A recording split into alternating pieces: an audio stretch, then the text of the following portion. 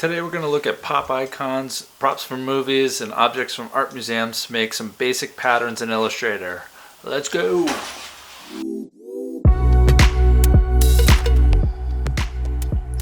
So we're going to look at a pop icon, my favorite, R2D2, as an inspiration. So what I did was I created some shapes that interconnected using that idea.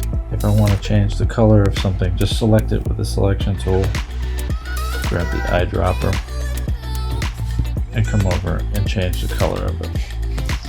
And this helps you add some more variation. So once you have the objects, you can make patterns in a number of ways.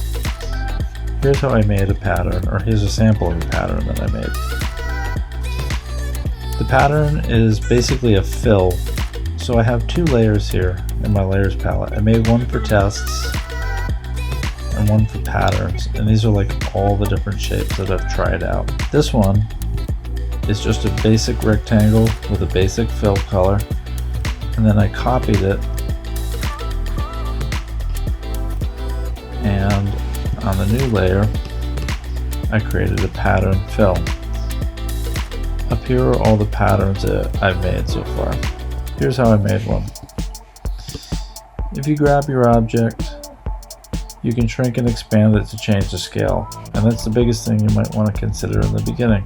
How big is your pattern compared to the proofed area? So my proofed area is 1000 by 1000, so I want my design unit to be smaller.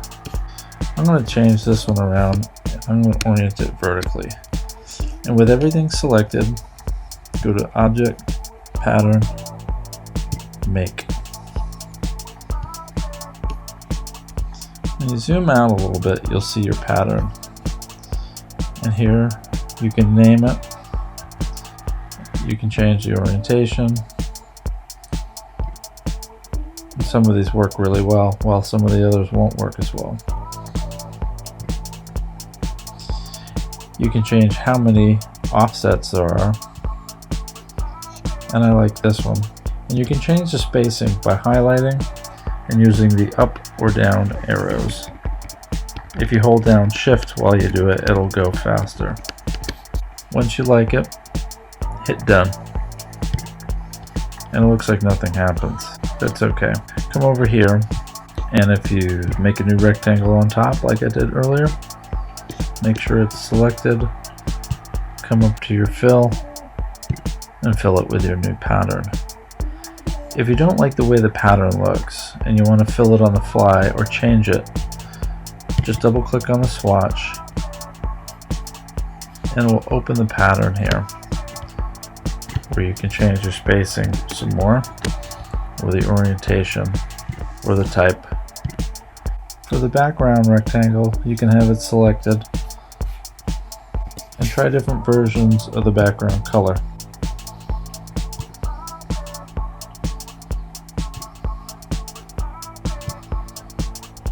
They'll give you different permutations of the same idea.